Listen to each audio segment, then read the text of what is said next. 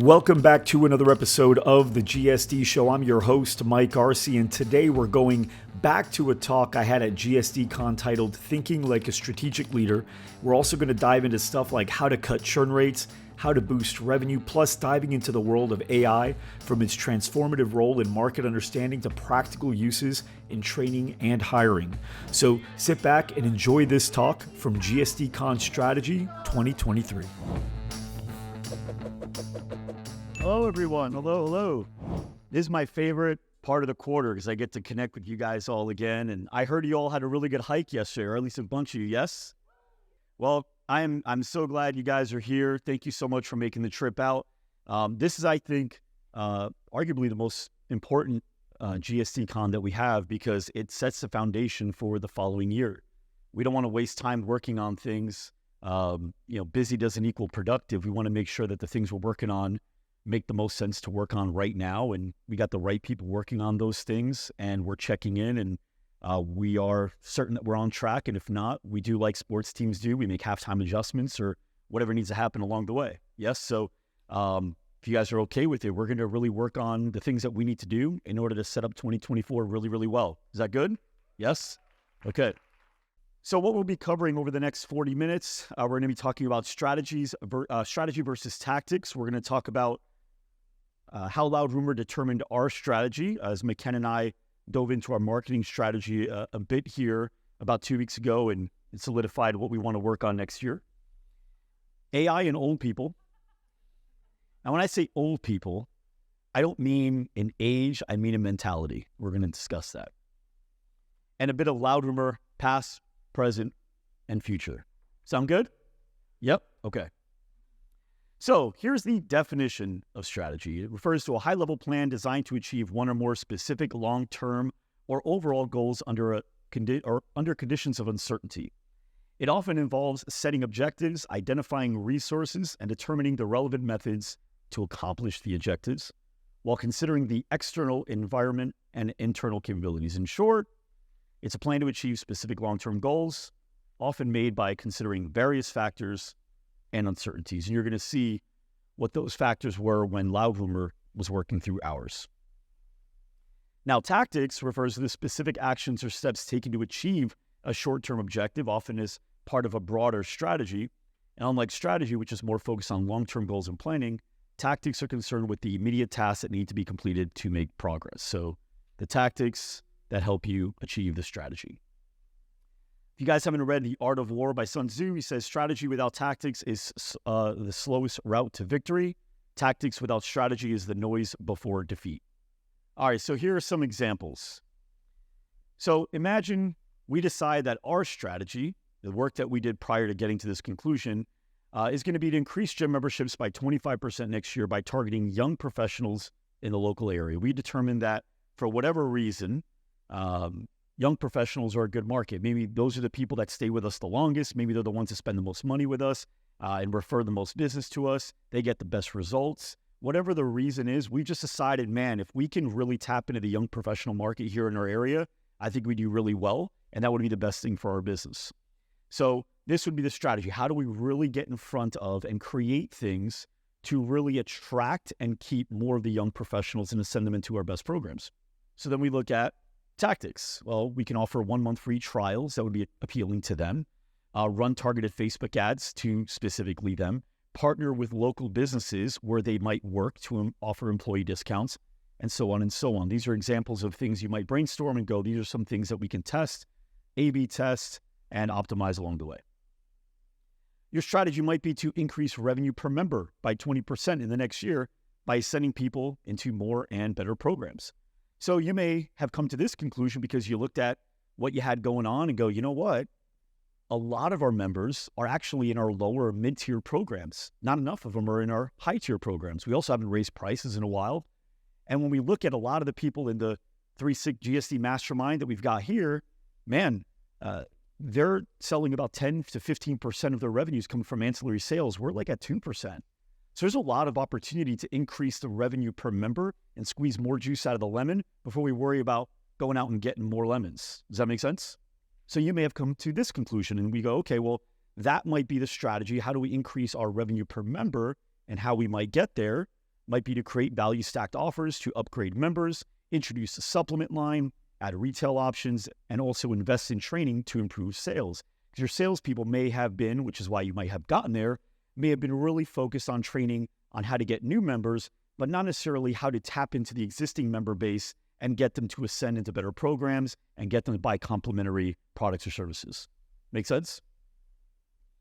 Your strategy might also be to improve retention by 25% in the next 6 months by enhancing customer experience. And you might have come to this conclusion because by being in this mastermind, you may have gone, man, I thought my 10% attrition was pretty good, but it looks like there's people in here achieving 2, 3, 4% attrition. Well, what if we were able to improve that?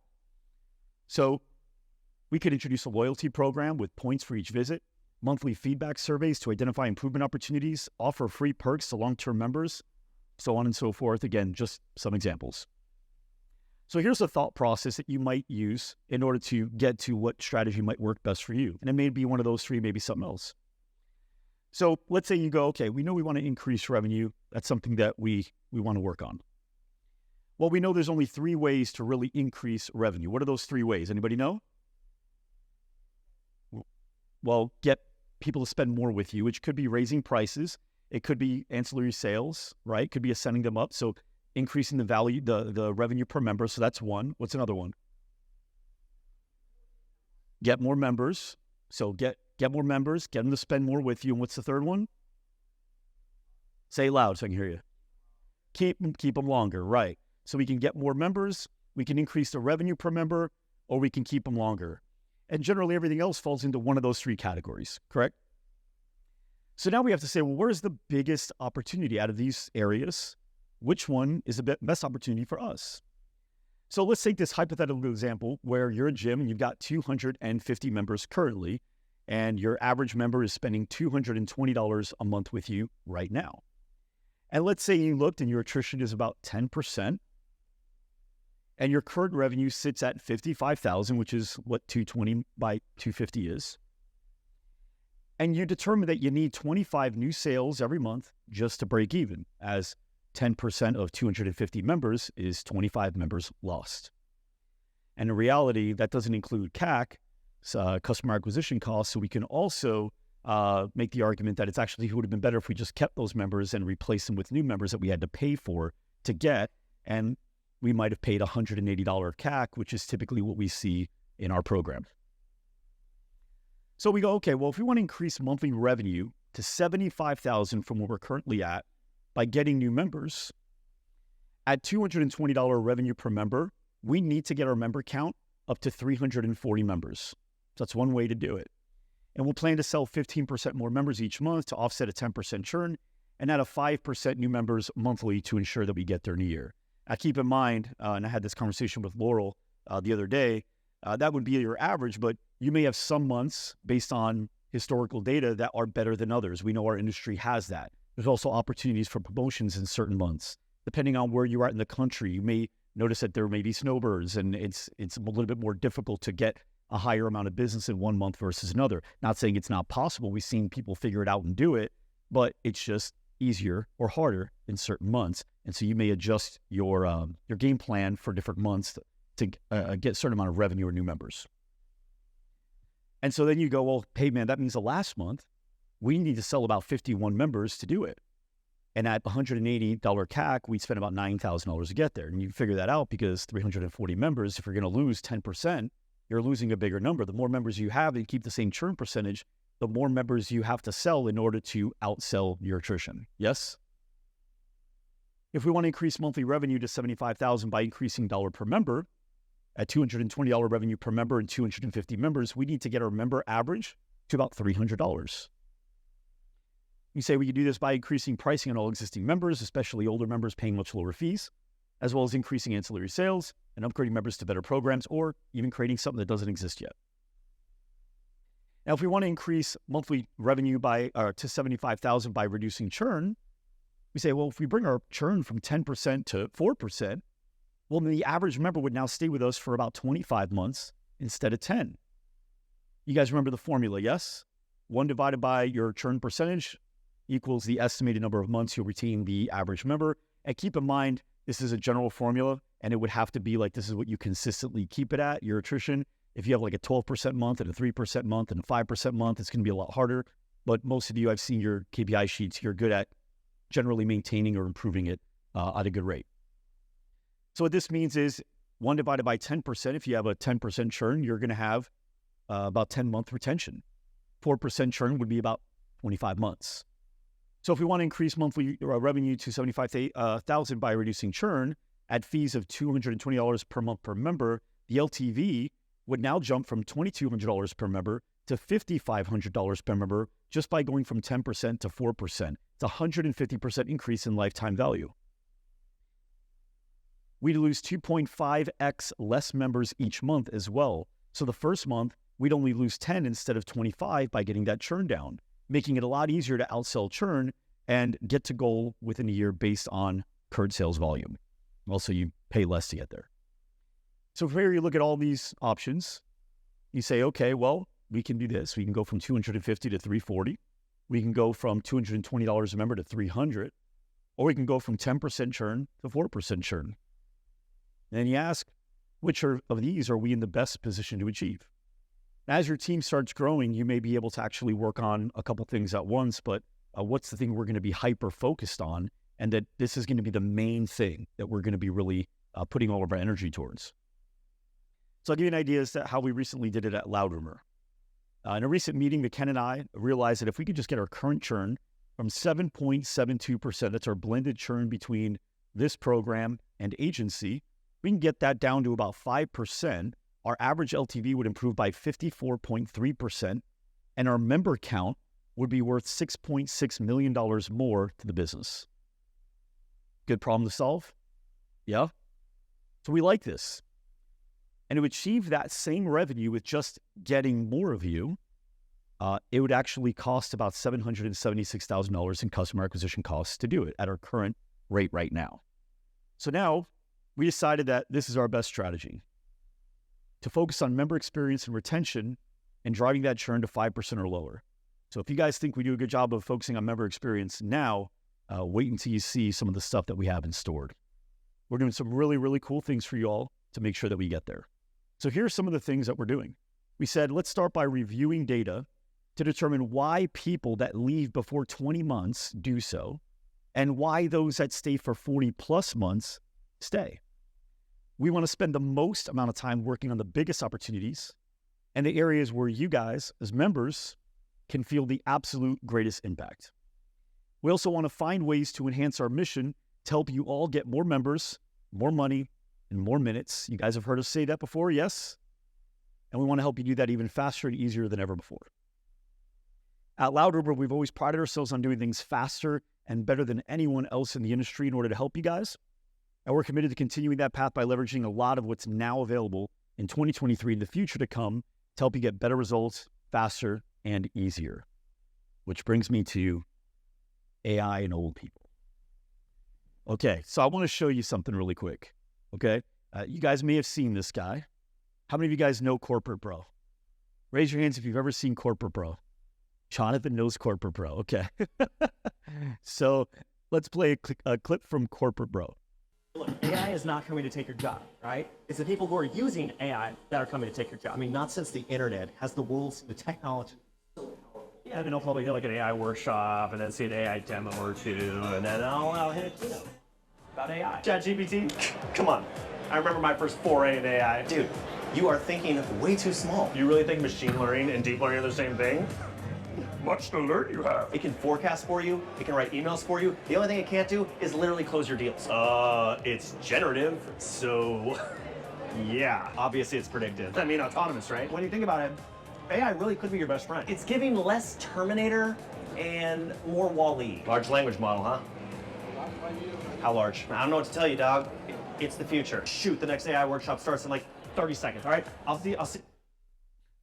Okay, so pretty funny. He's a funny guy. He's got some pretty funny material. But who is Corporate Bro? He's an influencer that gets paid off attention. And if he's targeting the masses, he should go for the old people mentality folks, aka late adopters or laggards, because there's just a lot more of them. There's actually a theory called the diffusion of innovations theory by Everett Rogers. It says that innovators make up 2.5% of the population. Early adopters make up 13.5% of the population. Early majority make up 34%, late majority make up 34%, and the laggards make up 16% of the population. And to define them all, the innovators are pioneers willing to take risk. They're always first to test new ideas and technologies, and they're often made fun of early on. Who do you think makes fun of them? Yeah. The early adopters make up 13.5% of the visionary leaders who embrace new ideas early, but with more discretion than the innovators. The early majority are pragmatic individuals who adopt new ideas before the average person, but after careful consideration. Late majority are skeptical individuals who only adopt new ideas after most of the world has, often make fun of 1 and 3. This is the group, I remember in 2016 when we were wanting gym owners to get on social media. They were saying that their members aren't on social media. That was our biggest objection we got. My members aren't on social media. They don't take pictures of what they eat and just share it with their friends. That was like the most common thing we've heard. It's crazy. And like a year later, they were like, hey, you guys do this stuff, right? And then 2 years later, by that time, the price has started reducing. So everybody that was running ads in 2016, 2017, they were getting leads at about 50 cents to $1.50. In 2018, 2019, they were paying about 10 to 20. And obviously now you're paying, sometimes $30, $40, $50 a lead on Facebook, depending on your offer and your target and all that. So who won in that case? Early adopters, right? The laggards are traditionalists who are the last to adopt new ideas and often show aversion to change. They just want people to stay off their lawn. That's it. So as a reminder, here's what a conversation between an early and late adopter looks like. Now, I say as a reminder to those of you that are new at GSDCON, we've shown this video about 3 GSDCons ago when I was diving into AI a little bit, but I want this to help illustrate the difference between an early and a late adopter. And what about this internet thing? Do you know anything about that? Sure. What the hell is that exactly? Well, it's become a place where people are publishing information. Right. So everybody can have their own homepage. Companies are there, the latest information. It's wild what's going on. You can send electronic mail to people. It is the big new thing. Yeah, but it's easy to criticize something you don't fully understand, which is my position here. Go ahead. But I can remember a couple of months ago, there was like a big breakthrough announcement that on the internet or on some computer deal, they were going to broadcast a baseball game. You could listen to a baseball game on your computer. And I just thought to myself, does radio ring a bell? There's a difference. There is a difference. It's not a huge difference. What is the difference? But you can listen to the baseball game whenever you want. All right. Too. Do tape recorders ring a bell?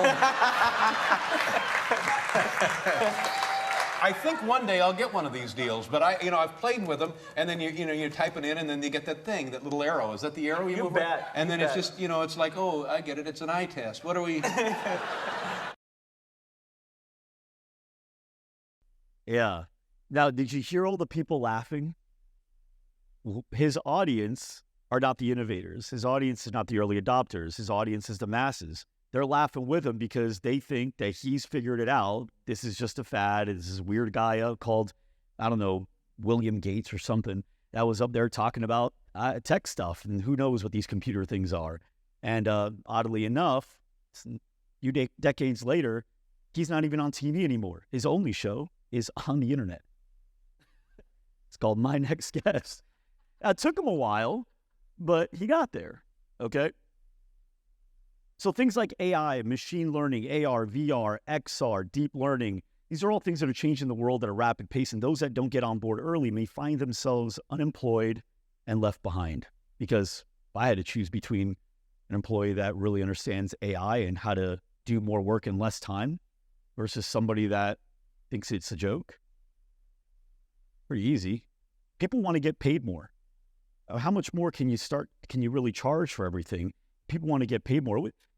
Back when I bought my first house, 2009, that house was 180 grand. That house today is like 500 grand. Just checked on Zillow. It's 500 grand. That's a big jump. Well, salaries didn't go by that much. It's hard today. Well, what's the next thing? Well, we can continuously raise pricing, but if that happens, people continuously need to make more, and that keeps pushing things up. Or we can find a way to get people to get more done So that same person that you're paying X dollars to is doing 50% more work. They're getting 50% more done. You might need less people, but you're getting more things done, and more industries are opening up along the way. In fact, the horse had an estimated run of 5,000 to 6,000 years where they were the primary form of transportation. It was a great run. A lot of things were created in order to help evolve the horse. That first year horse wasn't the same as the 5,000th year horse, because you had trainers, you had doctors, you had all these things that were coming up to make the horses better, more productive, healthier, stronger, so on and so on. And Carl Benz and the first gasoline car came along in 1886. Look at the car.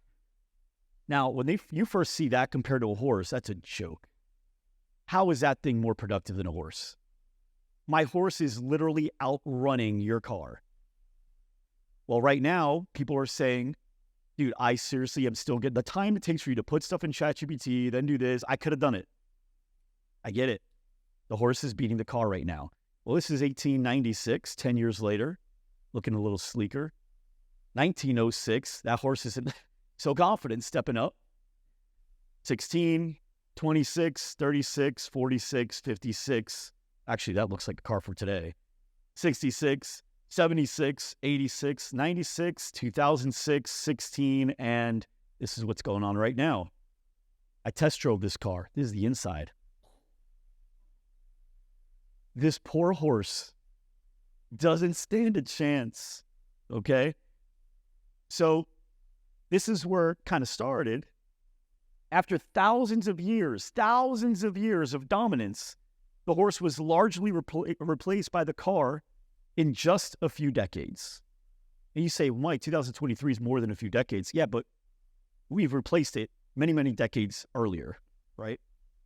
And everything that supported it washed away. Horse breeders, traders, blacksmiths, stable owners, workers, carriage makers, harness makers, street cleaners, horse manure collectors, teamsters, horse-drawn cab drivers, hay and oat farmers, and many other things. In fact, this industry made up 15% or more of the workforce. To give you an idea as how big, that doesn't sound big, give you an idea as how big 15% is, if you added up education industry, construction industry, real estate industry, and agriculture industry, that's 15% of the workforce. Does that reframe that a bit for you? That's how big this industry was that just went away in a few decades. So why am I sharing this?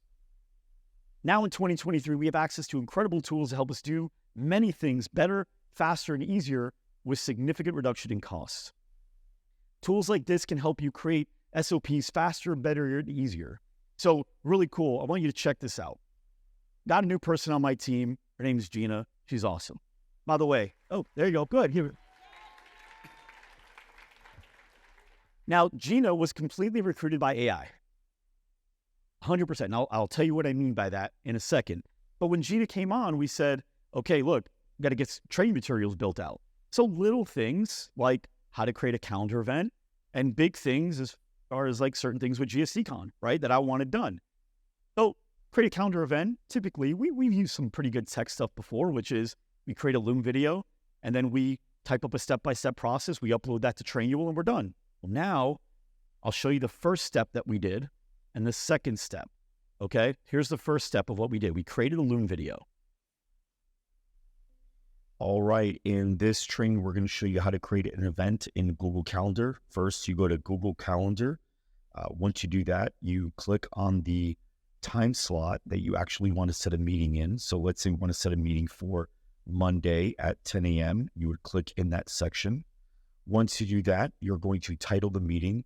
We always title our meetings with external people, MTG, all in capital letters, space, dash, space, the name of the person we're meeting with. We'll call it John Smith as an example. And then a /, and then the other person's name that's in the meeting. In this case, we'll use Mike's. Okay, then we hit save. And once we do that, we'll go in there by clicking on the actual event. We'll then click on the little pencil icon in the pop-up. And then we're going to add the location. So we'll call it loudrumor. And then we're going to invite the guests. So we'll say John smith@gmail.com. Anything we want to add in the description, we will add in the description as well. Once you're done, you're going to click on save. Then you're going to click on send. And then you're going to click on invite all guests if that pop-up comes up, which it will if they're external. And that's it. You're done. Now, I took that video and did this. All right, Mike, you ready for this now? Yes. You sure? Yes. All right. Well, now that you've got this uploaded in Loom, you're going to go ahead and go to the section here where it says edit. Loom AI is here to help. You're going to remove filler words and you're going to remove silences. You're going to notice that the length of the video reduced. Then you're going to click on transcript. Once you've done that, you click on copy. Once you've done that, you go to ChatGPT. Now you go to the Trainual thread, which you created. And what you put here was create a step-by-step training that makes it super easy for anyone to follow. Make me look like a great teacher based on this transcript. Please use simple language. So now that I've got that in this thread, I can put, now create a training for this transcript. And here's the training coming up.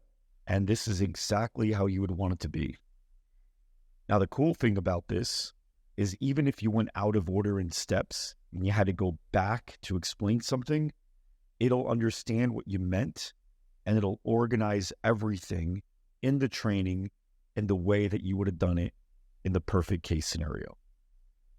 Once this is finished building out, which should take probably another few seconds here, all we're going to do is copy it and we're going to paste it into our Google Doc, as well as embedding the video. And this way you have both the video and the step-by-step training in text for people to follow going forward. And that's it. Now, cool thing is, by the way, I put Google Doc. I use Trainual. I just did that because I know not everybody uses the same thing. I use Trainual, which is great. And here's the cool thing with Trainual.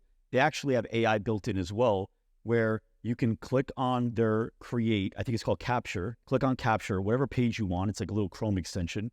And then you hit capture and then you just do it. You don't even have to talk. Just do it. It watches your screen and it actually creates the process for you with screenshots along the way. So some things are better with video. Some things are like that. Point is, this right here, we built out all of our training docs. Gina, you know, we were there together. The average training video was 2 minutes long. It took about 3.5 minutes all in to create the training for one training. We did like 30 or 40 in just an hour and a half or two. Done. Everything that was needed was done. All the trainings. You guys can do this stuff too, whether it's stuff like how to use your CRM or how to call certain, prospects or members or whatever. Like everything could just be easily documented and organized. And it's going to get better, faster, and easier. This is like iteration 1. This is the iPhone 1. I don't even know if they had a 1. I don't know, but I remember the 3 is the earliest one.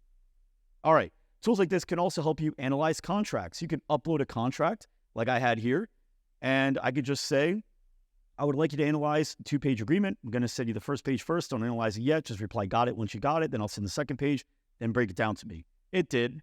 I consider myself smart, but not as smart as these attorneys are. And so I said, explain it to me like I'm 12. And they did.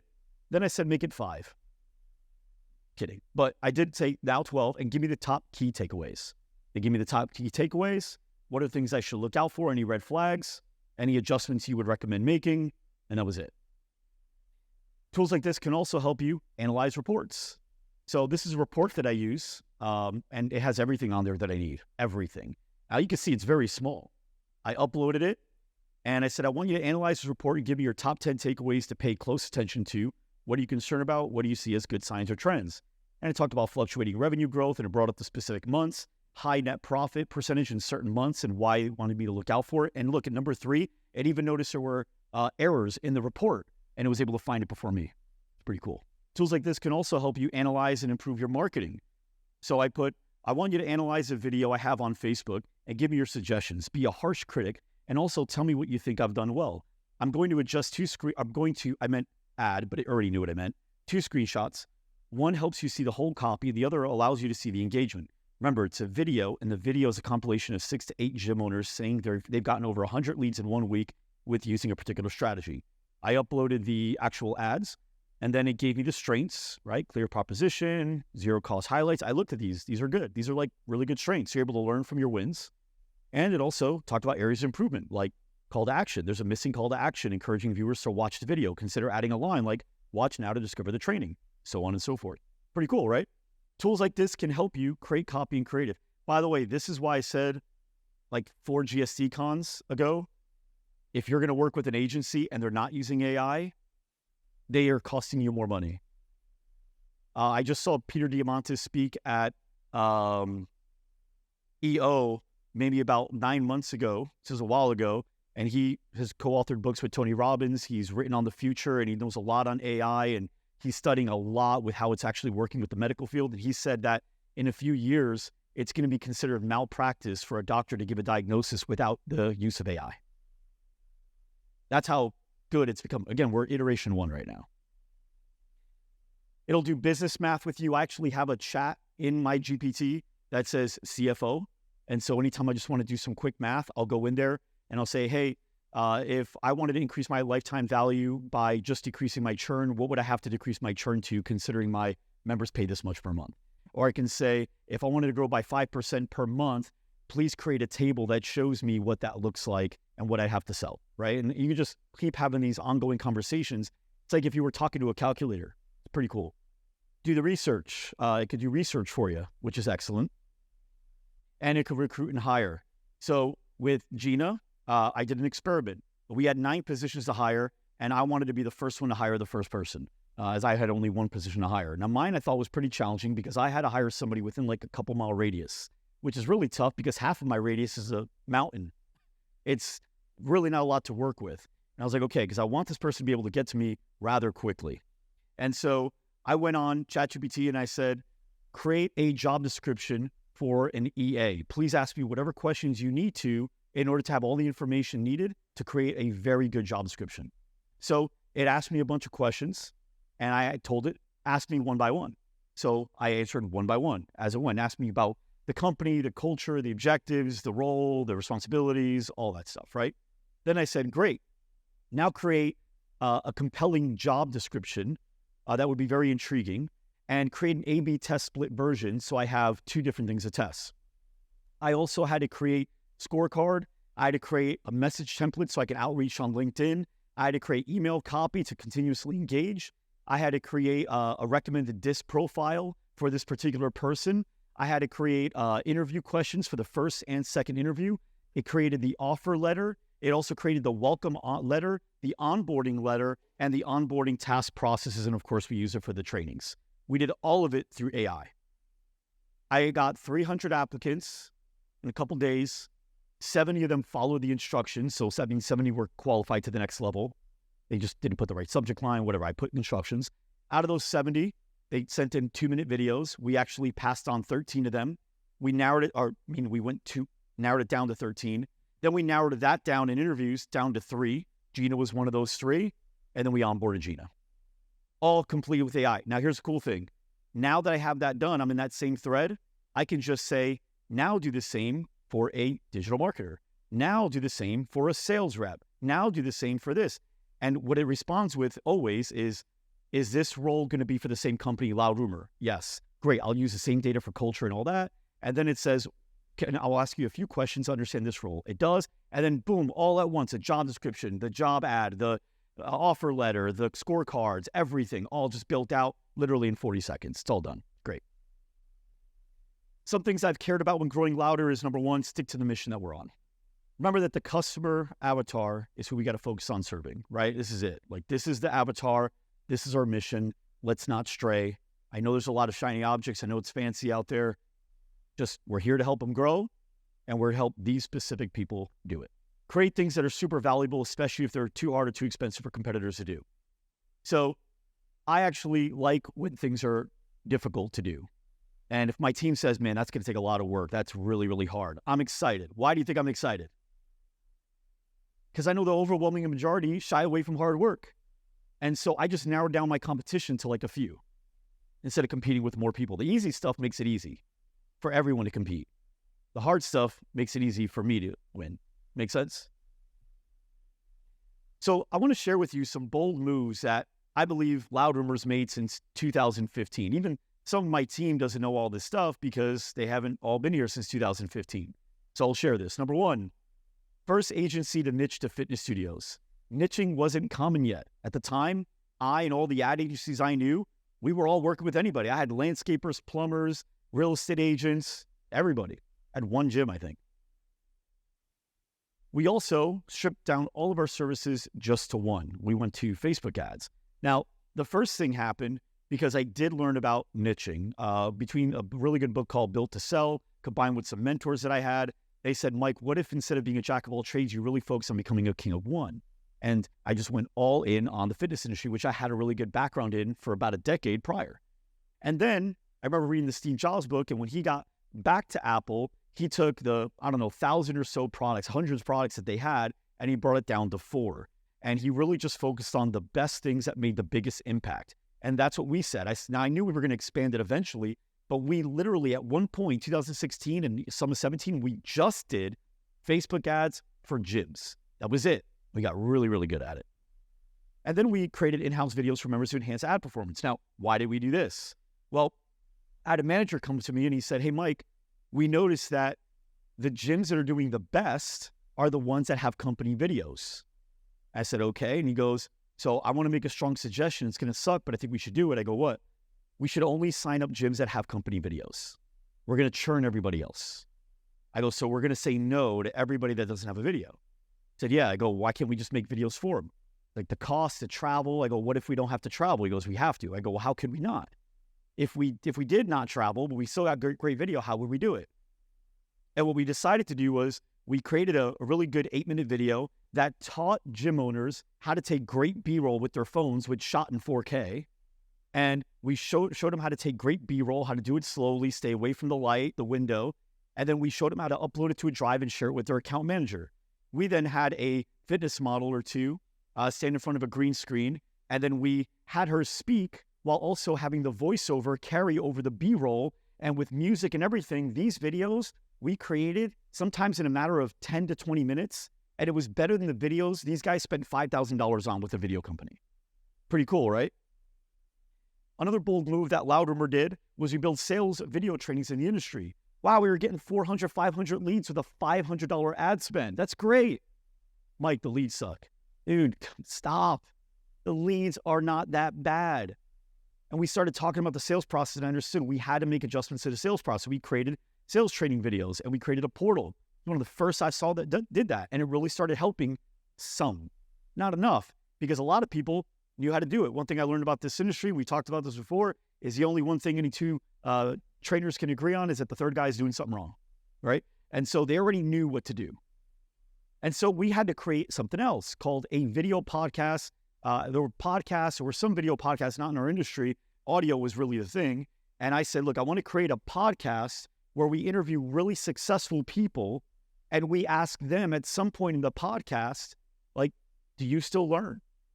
Have you figured it all out? You're clearly successful. Have you already figured it all out? And of course, what do you think every successful person said? No, I got a lot to learn. So now we were able to take those videos and share it with our members that were not watching the training videos.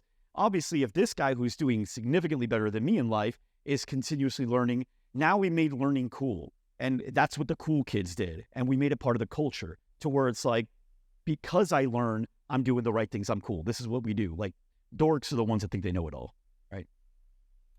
Then we built GSDCON. We learned that we were the only ones that were really helping our customers within our company.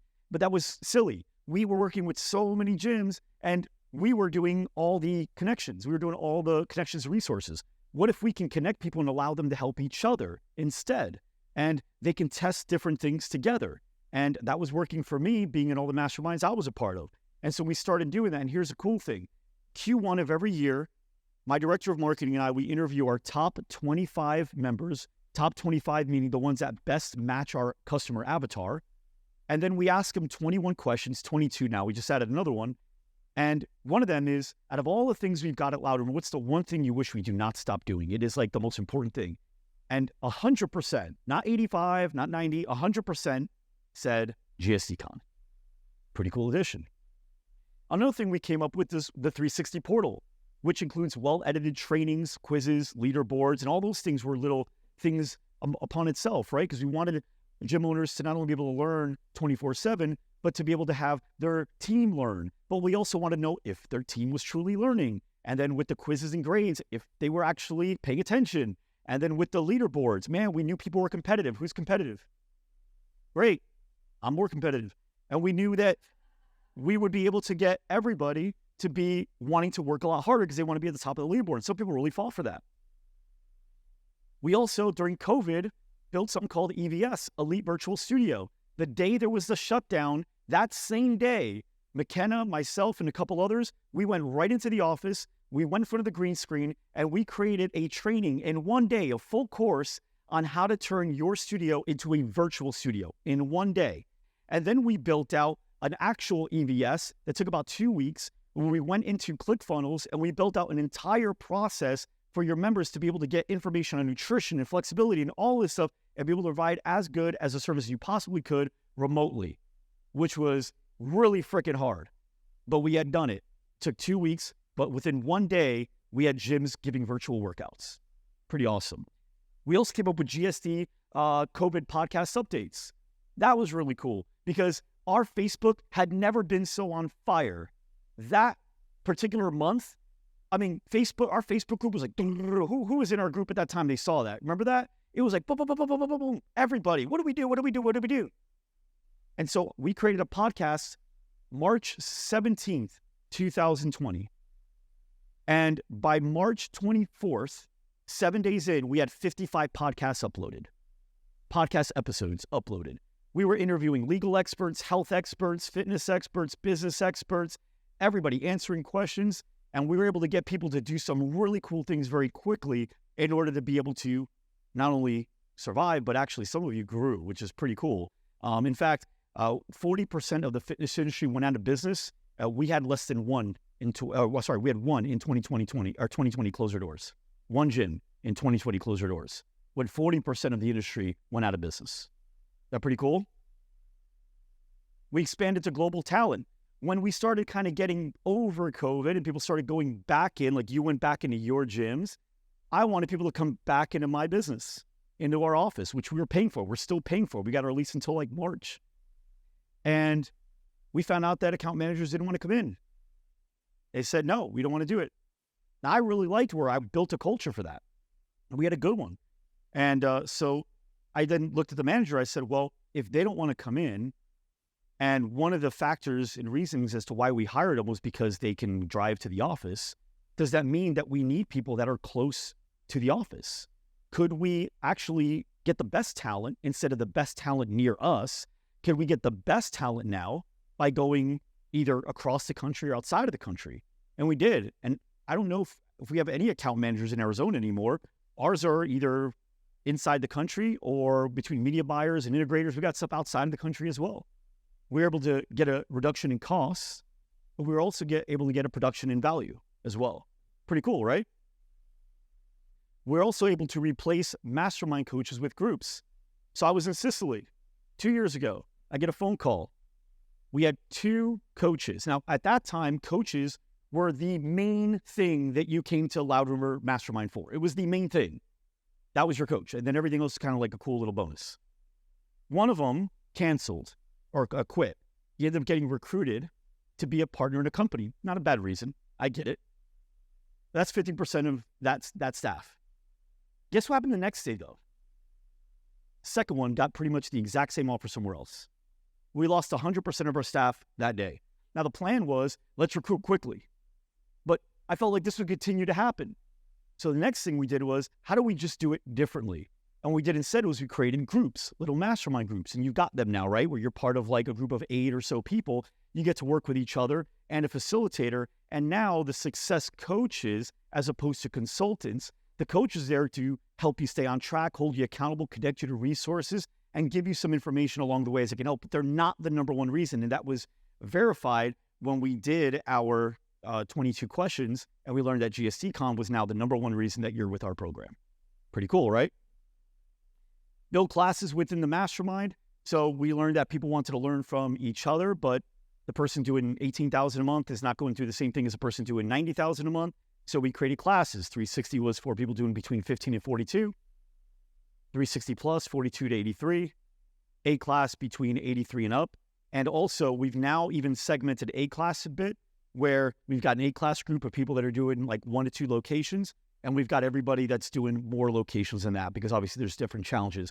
And we're just continuing to find more and more ways to make this program more fitting to your goals and how we get you there better, faster, and easier. And now the introduction of AI and advanced tools to increase sales, decrease costs, and save time. That we feel is the next level for us. Next year, this is going to be a big part of our plan. You're going to see how we're not only using it, but how we're working it with you guys. What I will probably predict now is that some of the things that you'll start learning, they won't make a massive difference right off the bat. In fact, you may even see the difference as negligible. However, remember the horse in the first car? It's about getting it integrated, because we're in iteration 1.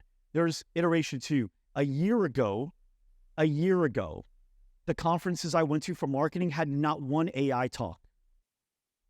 By February, there was an entire track for AI, meaning like there was a whole lineup where every hour there was a talk on AI. Yesterday or 2 days ago, McKenna and I went to an event that just talked about AI. That's it. That's how fast. It's not even a year ago. You guys didn't hear about ChatGPT a year ago from today. That's how fast. So we're going to be working this hard into this program as well. And I just want you guys to anticipate along with me that the first iterations of what we do, the improvements are going to seem negligible, but we're getting in the mix. And once we start rolling, it's a whole different game and everyone else is playing catch up. Sound good? Last thing, because then we've got a really special treat for you guys here. I want you to also be thinking of this in your business. This is why I shared this. I want you to take this and I want you to think about how it applies to you. Right now, wearables are a very big thing in the fitness industry. Now, wearables have already gotten into Gen Pop, not just fitness pros. How many of you guys have an Apple Watch or a Fitbit or a Whoop or a necklace or a ring or one of those things, right? They're all fragmented. They're all going to start coming together. And as gyms, you're going to have the ability to help your members with what they come to you for, which is getting the best shape of their life better, faster, and easier. You're going to help them much, much better. And the people that get there first are the ones that are going to win. That's just the way it's going to work. Orange Theory Fitness was great at that when they started putting the screens up. Now, I think there were another 1 or 2 people that may have done it, but they went all in. Just like Steve Jobs wasn't the first person to come up with an MP3 player, right? The iPod came out after, I think it was like the Zoom and something else happened. But he just went all in on it. That was the difference. So for you guys, just understand how things are changing in the fitness world, and it's already reached Gen Pop, where average non-fitness people are having wearables, track steps, heart rate, ketones, blood sugar, sleep, everything. And these are all things that if you have data on and you're able to use AI to be able to take it all, compute a recommended nutrition program, rest program, workout program, whatever, you'll be able to help your members much better, much faster using data, which is a lot sexier than we've been doing it for years this way. Sound cool? You guys on board with us working towards that? Yeah? Cool.